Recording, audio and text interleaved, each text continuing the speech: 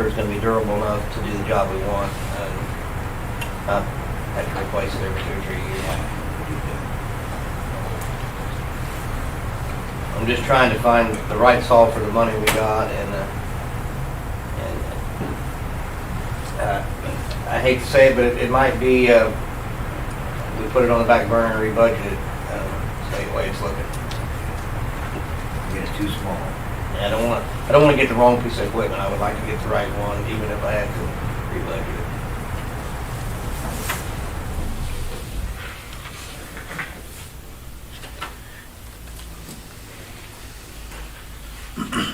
Additional questions for Grant? Thank you, Grant.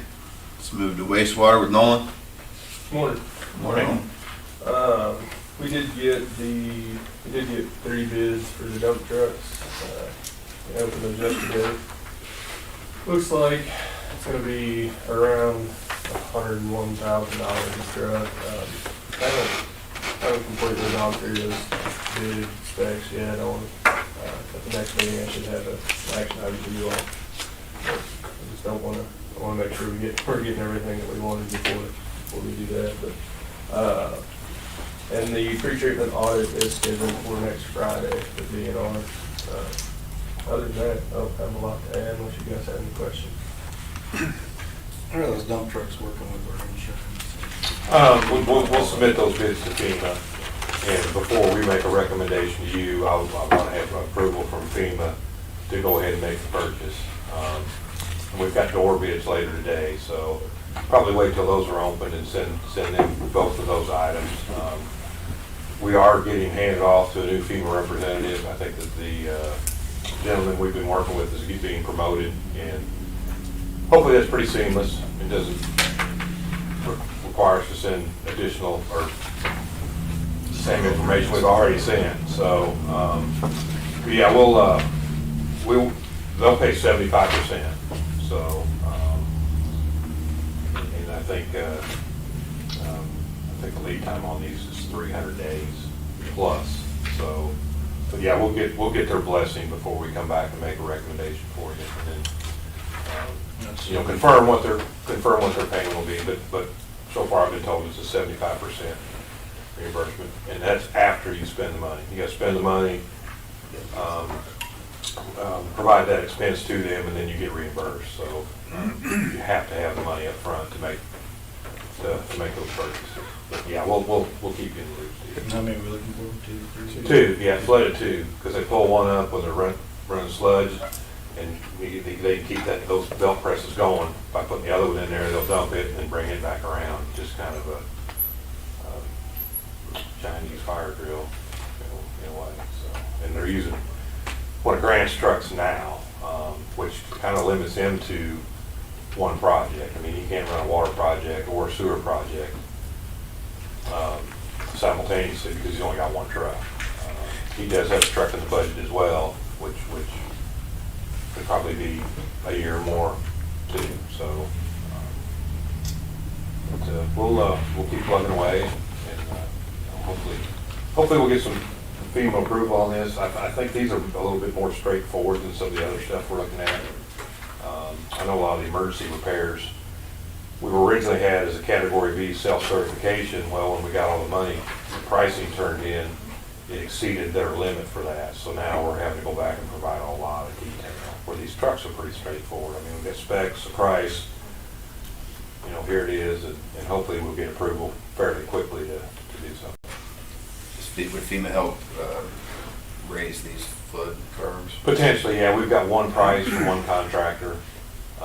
That appears to be the route we're going to go. We did get one cost to relocate the break room, and you could have built a house for that. It was $160,000. So, yeah. I see the look Ken has there, and I had the same look on my face too, Ken, when we opened that. So, and the berm would protect a lot more. Moving the break room just protects the break room, and that's not really. I mean, you can operate without a break room, but belt presses and headworks and MCCs and all that other stuff that flooded, I think, the berm probably the path we're going to go. But we're waiting on some more pricing. Like I said, we just got one cost now, which I think is $150,000 for concrete, which is actually less than the breaker. I think we're looking at some pilings or something that's actually shoved into the ground versus concrete. That's pretty typical if you've been to river towns along the Mississippi and those places. Flood walls are not uncommon, so we're working on that as well. And, depending on, they'll look at the cost savings ratio and evaluate it, FEMA will. But we are pursuing some mitigation projects as well. So on this concrete, what were they just gonna do with the concrete? They'd actually dig down about 3 foot, pour a 3 or 4 foot footing, and then like a 5 foot wall. So it would be, I think they were talking around 30 to 36 inches higher than what the top of the berm is now. Part of the reason they were looking at that is to just raise that berm with dirt. Their concern with the filter building being there on part of it and the railroad being close enough, it was making it too wide, and getting onto someone else's property or getting up against our buildings and stuff. To make it still able to where we could mow it, I guess. And the cost of dirt, the guy that actually gave us this price for the 150 thought that actually hauling dirt in there would be more expensive than that. I don't think we can do it. And 3 feet up is 10 feet wide, and we're going to be on. We don't have room. There's railroad right away there. We don't want to. We can't. They're not going to allow that. And we'd have to. And our filter building we would put more pressure on that wall as well. And the South Main coming into town is underneath that berm, so we would have to have grants guys either raise those manholes or do something with that too. I think the path Nolan's heading down is probably the best solution. I think pilings or whatever may be even cheaper yet, because I think that's something they could just come up and just press in big sheets of steel, and it doesn't need to be raised much. That's the good part. It's we've got some protection. We just don't have enough protection for these 100-year plus floods, which seem like we get every 20 years instead of 100. So.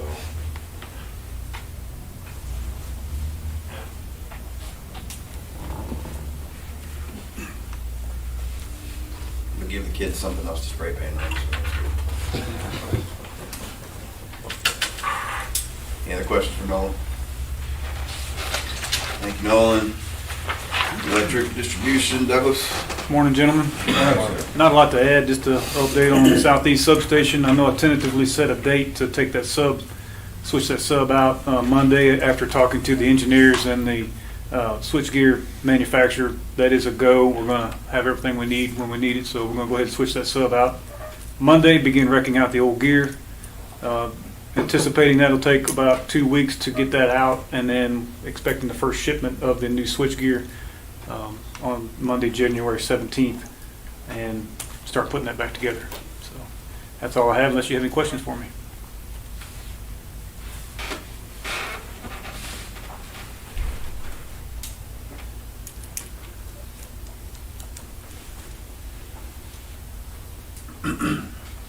Any additional questions for Doug? Thanks, Doug. Electric production, Carl. Good morning, gentlemen. Morning.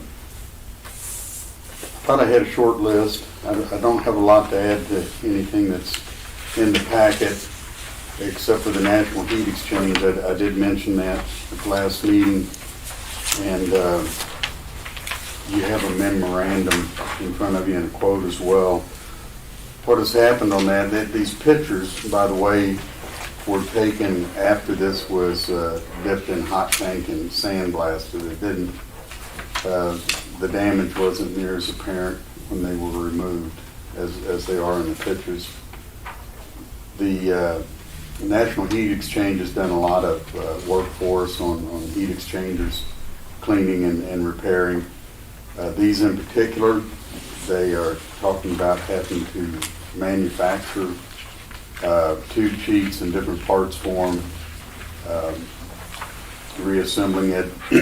They gave us an estimate on the cost. I was kind of waiting on that. between 60 and 80,000 for the pair. And a 24 to 26 week lead time, which is basically six months out. Which our experience has been recently with the supply chain and everything going on. When you get that 6 month number, it's almost kind of a, yeah, we're not sure when we'll get it done. But as of right now, for the work they've done, the repairs are at $1,200 for the inspection, taking them apart, hot dipping and sandblasting and the inspection. But with that kind of lead time, we had reached out to UPS Midstream, which is Universal Plant Services, that deals with Cooper Bessemer parts. They do have 2 intercoolers that are direct change outs for what we have. They would have to go over them. Of course, they're in a lot better shape. One thing I did find out just late yesterday afternoon, they're not interested in our cores. I think we had that on there that we might possibly be able to get some money from that, but they're not interested in what we have, so those cores are basically scrap. For the reconditioned intercoolers, which would be a pair of the 2 intercoolers, they've quoted us $65,000 with a 2 or 4 to 5 week delivery time. There also comes into effect there if we were to wait a longer period of time, revenue from generation, as well as that would put us in a situation, once you miss 2 capacity tests, we would lose money on capacity payments as well there, in my best estimation. So when I first seen that, it was a kind of a hard pill to swallow.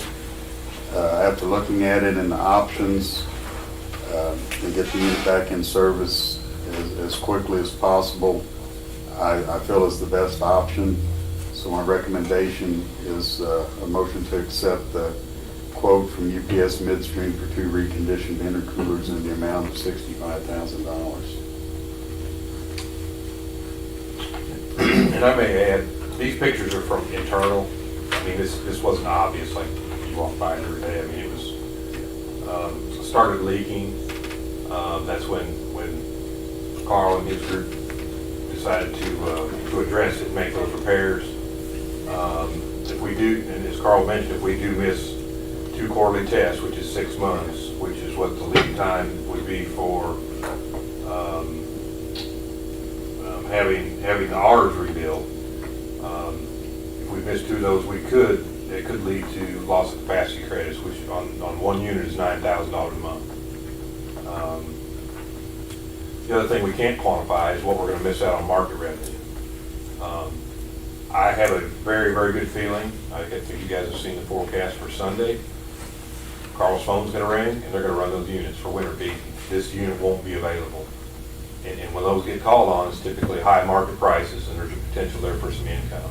So the quicker we can get those back, this is kind of an emergency repair. It's not a budgeted item. It's something that we weren't planning on. It came up, but Carl and I talked, and we think, his recommendation is the best route. Like I say, there's some market revenue that we're going to miss out on, and the potential to lose that on capacity credits as well. So hopefully there's some financial potential financial loss if this unit not being able to operate. Plus town, that's a lot of capacity towards our community if there should be grid issues or whatever. So and then we're in the winter again. You guys remember Winter Storm Uri last year, and I know that's on my mind. That's been on Carl's mind. Taking care of these units and making sure they are available if and when that should happen. No, 100% agree. That's, after Uri last year, we decided to make this a priority. So this has to fall into that category, and we got to fix it. Well, and we did as quick as we can. and we did take that revenue that we made we were very fortunate when that storm hit, that we made revenue, and then Tony's got an account we put aside to pay for things like this, so. How much is in that account? Per Unit 1011, I'm not 100% sure. I think it's around that. About that? Yeah. I wondered if it cleared out. Yeah. But there's months that I haven't reconciled that up yet, so I'm in the middle of trying to get the last few months, so I think we will be over that. We'll have enough in there to cover this expense. I think we better get on it. Yeah. Make a motion to accept the quote from UPS Midstream for 2 reconditioned intercoolers in the amount of $65,000. Second. Motion is second to accept the quote from UPS Midstream for 2 reconditioned intercoolers in the amount of $65,000. All in favor? Aye. Opposed? Thank you, Jim. That's all I have. Unless anybody has any questions, I could go ahead and answer them. All the other units in pretty good shape, ready? They appear to be. The last 2 years, we have been called on New Year's Day, and they're forecasting -1 New Year's Day, so I'm kind of anticipating we very well may get called on generating that day. So do you give them a heads up, hey, 10's not going to be an option? Yes, it is an outage. Yeah. Just kind of backing up, we started this around the first week in November, fully expecting this was going to be a 2-week turnaround and we'd have the thing back and going. It's already been drug out to this point because of the issues we've had, and it's how it's got this late in the year. But So they usually call on 10 and 11 at the same time, right? yes, they usually would. So would they just call on 11 if they needed it? They just could? call on 11, and that has happened already.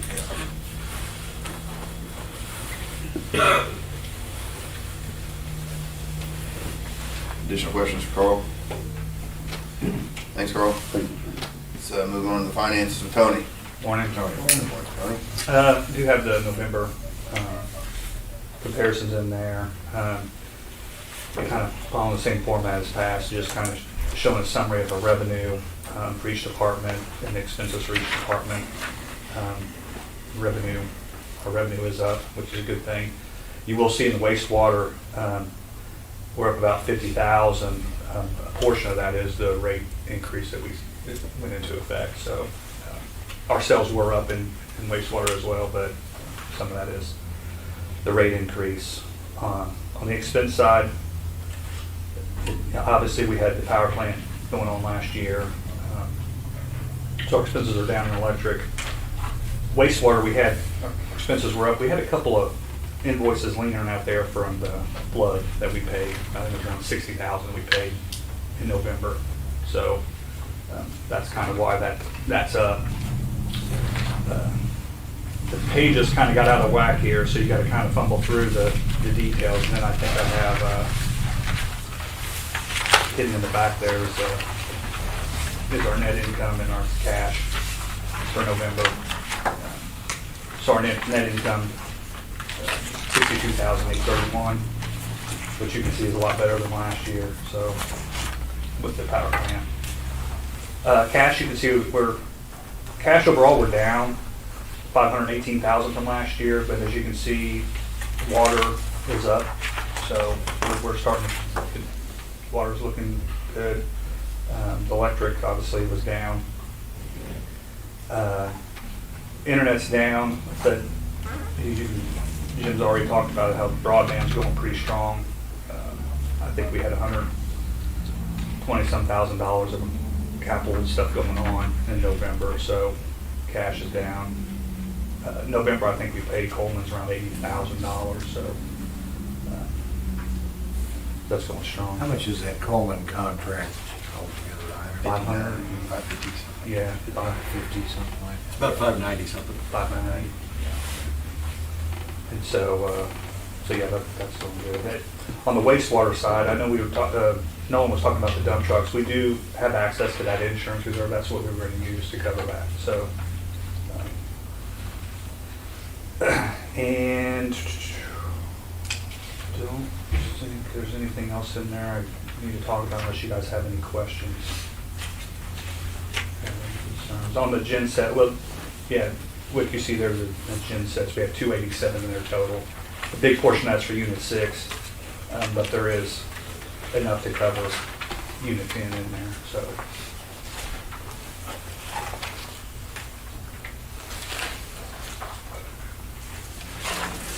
If you guys have any questions, just let me know here. Try to answer it.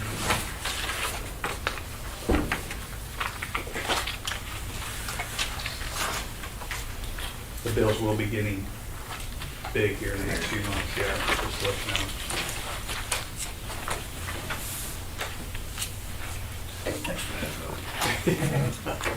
Any additional questions for Tony?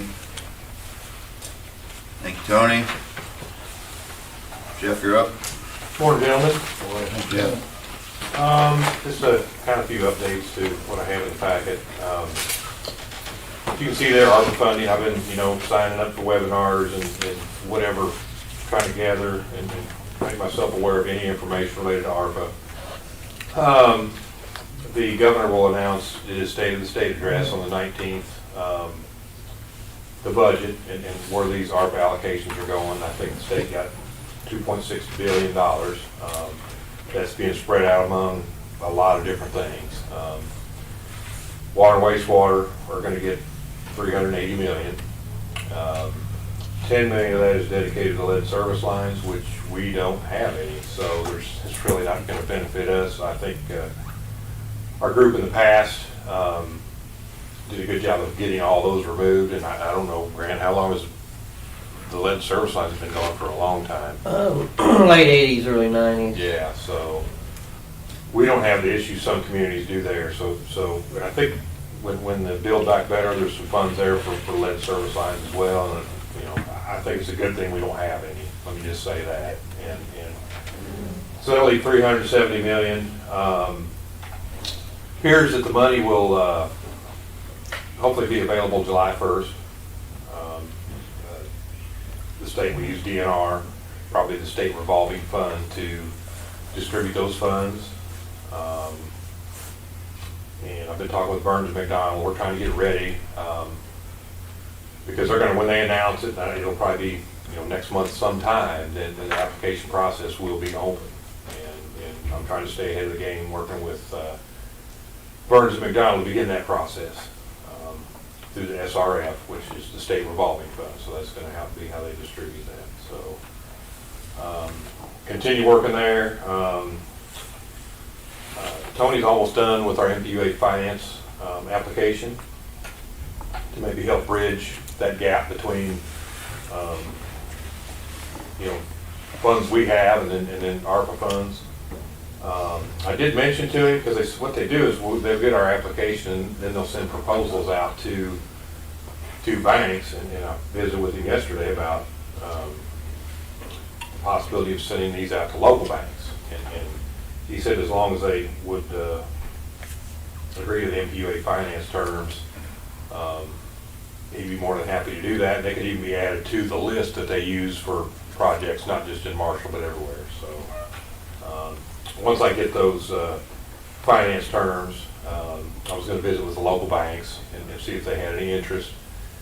If we have to borrow money and pay interest, it sure would be nice to have that come back into our community.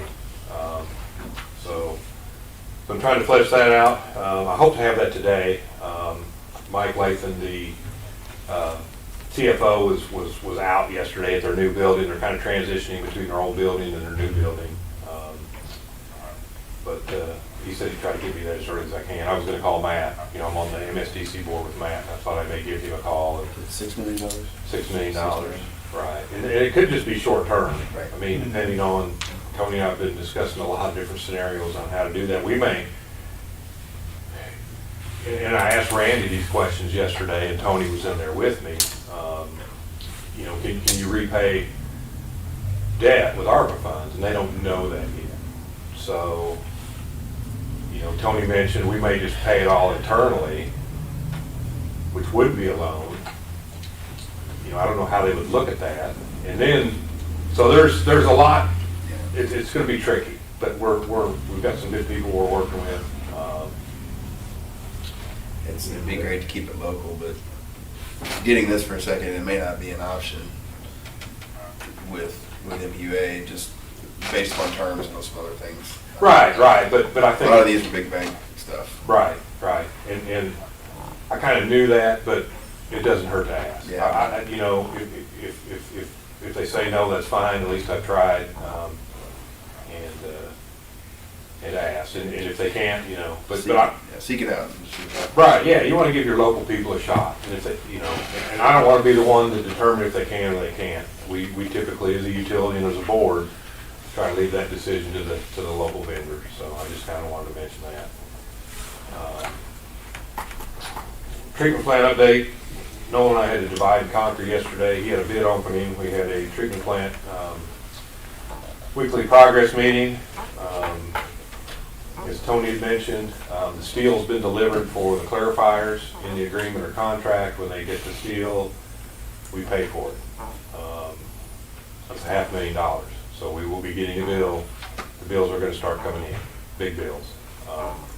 And everything is on schedule. They started building the bridges. Clarifier materials are coming in. We've reviewed the blower submittals, the building submittal. Stuff's starting to move pretty quick, so they're still on schedule to begin in early March.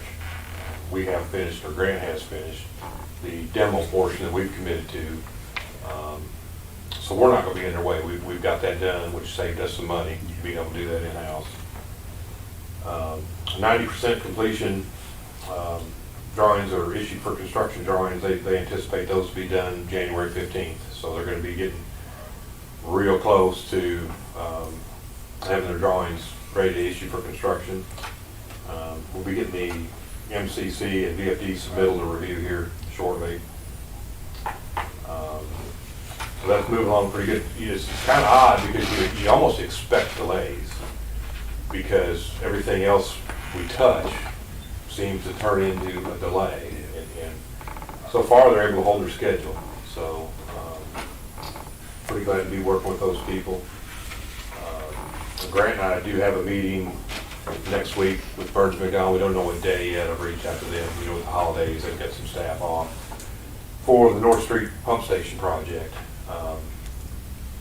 You know, we're at phase 1 there now, and we need to kind of get with them and see what we can do to maybe get that price down and then go ahead and move into phase 2. So, you know, that's and it's all stuff that's needed. I don't know if you guys have been in North Street Pump Station. It's about like it's probably as bad or worse than the bridges. It is long overdue. That building is not just the pumps. You know, I think the pumps are original pumps, Grant. Most of them, yes. From the 40s. The building's original. I mean, it's time. Our community's we've gotten our money's worth out of that equipment, and it probably did some. So That's what we have budgeted. yeah, I came in at 3.8, Yeah, and I think a lot of that was what our question is right now there's a diesel motor in there that provides emergency. You know, you have to be able to pump water. If you don't have electricity, you still have to provide water. We're looking at, we did get some generators from the HAB Center. We're looking at possibly using those, so it would be an automatic, you know, you lose power, it automatically powers up. You know, with Jim's expertise, we could probably control things remotely. You're not gonna have to send a guy there to start it. And the diesel motor in there now will only run so long because you can't, it overheats. The building gets hot, the motor overheats, it trips off. So right now, they're looking at a 250 kW generator, which is twice the size of the one we've got. And I don't know that that's necessary. That's really where a big discussion is going to be around. And as Stephen knows, you start talking 250 kW, you know, you're looking at a pretty substantial amount of money there versus something that we already have. So I think there's a potential to save money, but we don't want to cut ourselves short at the same time if we would have, you know, to use that. I think one thing that Grant and I have talked about is our largest water user, which is ConAgra, feeds off the same substation. So the odds are if we lose power, we're not going to need our normal water needs to pump.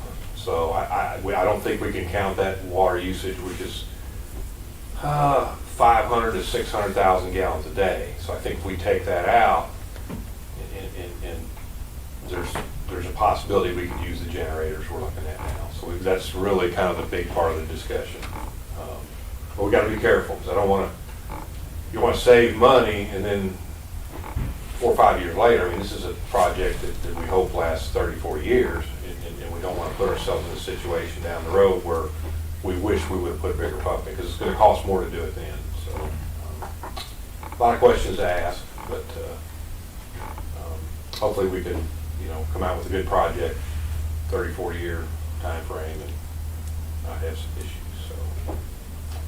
so. One more thing to mention, peer review. I did talk, Randy is the finance director, he's also the lead on the peer review team.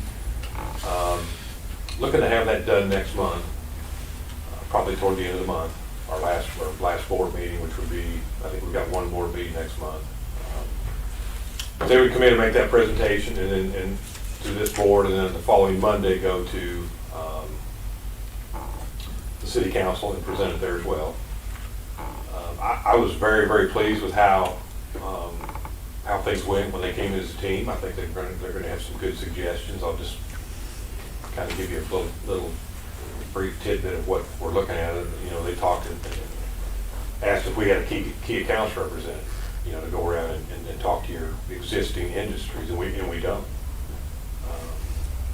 As Sydney mentioned with MSDC, she went to Course Lab, and I don't think anybody from the city or anywhere has ever been out to Course Lab and says, hey, how are you guys doing? So I think there's a need there. We'll get a recommendation. I think it fits in, the timing's good with our software conversion. I think there's going to be some efficiencies created when we finish the software conversion. We might be able to avoid having to hire anybody to do this work. But just some good ideas like that. I think it's good to reach out to your local businesses and maintain that relationship and make sure that we're filling the needs that they have to have to make their business successful. And I think that's going to work good with what city's got going over at MSDC. That's just one suggestion. They're all good things. I think there's going to be a good report. I think there's going to be some things for us to think about moving forward to help us be the best utility we can for our community.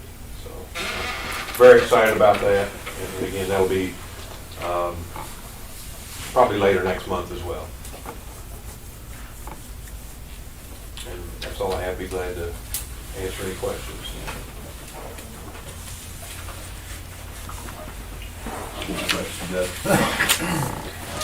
Thank you, Jeff. Let's move on to cash disbursements.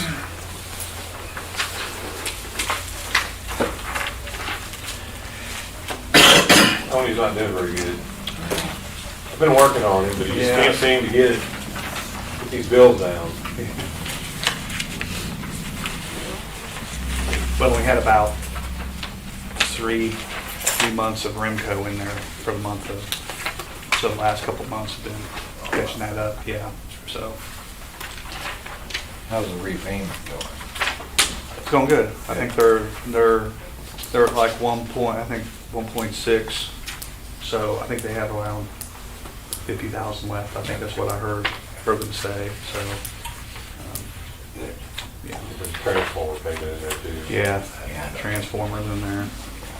And you can see Jim's buying up some inventory too. I think there's like, Jim had around 100 grand of inventory. I'm assuming broadband. Which is good. because- Yeah. Real good. Well, Probably not near enough either. Some of our fiber that was supposed to be year out came in 3 months, so. Nice. James Oh, might yeah, have that's having good. trouble finding a place to store it, and then we got 160,000 feet of fiber in a couple days. I have not had that problem yet. Nothing's come in early. well, I think I think the USDA just announced $1 billion. It was a bunch of money to get rural broadband, and I think there's some stuff in ARPA as well. And I think the state's gonna have 400 billion. So the lead times aren't, it's gonna go the other way. You need to get your inventory built now, because it's probably not gonna be there later.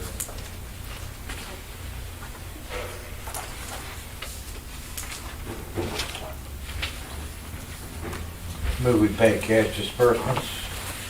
Second. Motion and second to approve cash disbursements. All in favor?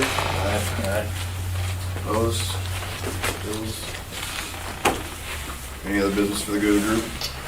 If I could just add, a couple things. It appears this will be your last meeting with, on the Board of Public Works. I want to thank you. I've really, really benefited from having you, as an MMU board member. I think a lot of what, not just WIC does, but a lot of the board members goes unnoticed. I mean, you guys don't just come to meetings. I get calls throughout the week. I send information out to the week. Try to keep you guys informed as much as I can. There's a lot of time and effort that goes into being a board member. And WIC certainly is a very good example of somebody that embraced that. And I just want to thank you for your service, WIC, and appreciate your contributions for the community. And I think those contributions won't end with your term. I think what you've done will continue to go on. I know the broadband stuff and some of the banking questions we had, it was very beneficial to have you on the board. So again, I just want to thank you for your service and the time and dedication that you've given to this community. It's been awesome. Thank you guys very much. Keep up the good work. Appreciate all of you very much. Next board meeting's Thursday, January 13th. Do we have anything else we need to go into today? We do need a exec session for personnel. Entertain a motion to go to exec for personnel. I move we recess and go into executive session for personnel reasons. Second, Steve Mills, aye. Ken Bryant, aye. Spencer Fricky, aye. Which go be returned. Do exec. We've got donuts. Imagine we've got donuts. I taste tested one, they're fine. Yeah, I tasted one too. I want to make sure that we're not going to harm anybody. Camera off. I don't want my wife to know I'm eating.